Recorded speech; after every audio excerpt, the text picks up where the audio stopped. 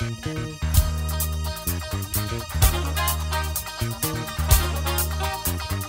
le groupe Image et Vie est une association d'action culturelle et cinématographique née en 1999 des centres, pas des centres, mais plutôt après l'échec de plusieurs éditions organisées par les récidacs, après une rupture. Donc certains membres du comité d'organisation du festival des récidacs des rencontres cinématographiques de Dakar, alors se sont regroupés pour perpétuer le travail qui avait été déjà fait par les rencontres cinématographiques de Dakar. Et c'est ainsi qu'ils ont coalisé leurs efforts, leur énergie pour organiser le premier festival en 2001. Et donc depuis 2001, le festival est organisé au mois de juin et c'est donc un festival ouvert à toutes les cinématographies du monde.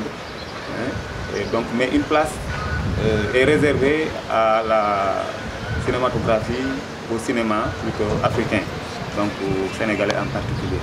Image et Vie a organisé 13 éditions.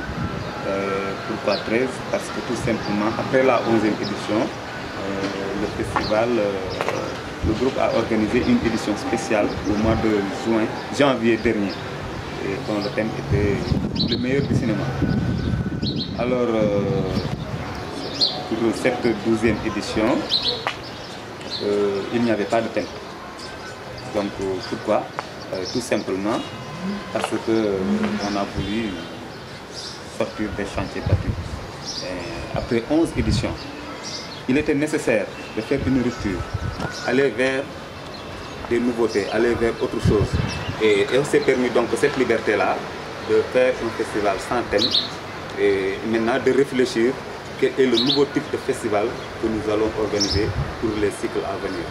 Et l'innovation, c'est par rapport au contenu d'abord, parce que c'est pour la première fois que dans une de nos éditions, nous réalisons un film.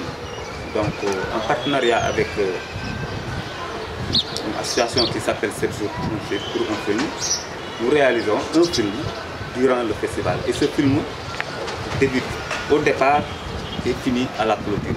Et le film sera diffusé à la cérémonie de clôture. Bon, on trouve les cinéphiles, ils sont là, il y a des gens qui sont toujours férus d'images, qui sont férus de cinéma, donc en banlieue, dans les villes, partout, on retrouve, on voit des gens qui sont là, qui continuent à aimer le cinéma, même s'ils ne le connaissent pas, parce qu'il y a des personnes qui ne connaissent pas la salle de cinéma, qui ne connaissent pas le grand écran. Donc il y a cet amour qui continue à exister. Autre chose, il y a des jeunes qui aiment le métier également de cinéaste, c'est-à-dire même pas de cinéaste, mais tout métier qui gravite autour du cinéma. Il y a des jeunes qui sont là, qui aiment, soit des caméramans, soit des monteurs, soit des preneurs de son, qui sont là, qui aiment les métiers et qui le manifestent tous les jours. Donc voilà autant de facteurs qui montrent que effectivement le cinéma continue à être aimé, mais certes, il est en recul par rapport à la diffusion, par rapport à la production. Ça, c'est un constat, qu'on le veuille ou pas. Effectivement, le cinéma, la production, ni la diffusion, encore moins l'exploitation, ne suit. Elles ne suivent pas. Il faut pas, je ne vais pas terminer sans rappeler à la population, au public, que toutes les activités de Image et Vie sont des activités gratuites. Le cinéma en tant que tel, c'est un art, c'est un loisir. Donc, c'est un droit à la population d'accéder à ces types de loisirs. Donc, comme elle doit accéder à la lecture, au sport et toute autre chose de loisirs. De la même manière, la population doit accéder au cinéma.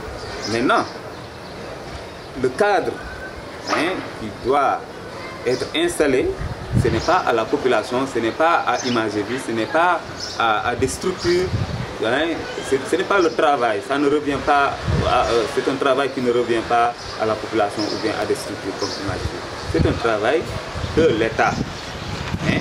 Maintenant, c'est une volonté politique que l'État doit manifester et bien pour mettre ce cadre-là, pour que, cadre institutionnel et tout, hein, donc pour que le cinéma revienne et retrouve sa place d'antan. Mais ce n'est pas, dommage, ce n'est pas vraiment à la population, ce n'est pas voilà, c'est pas un travail d'Imagévie. Imagévie est là juste pour se battre, ou bien pour que le cinéma ne meure pas.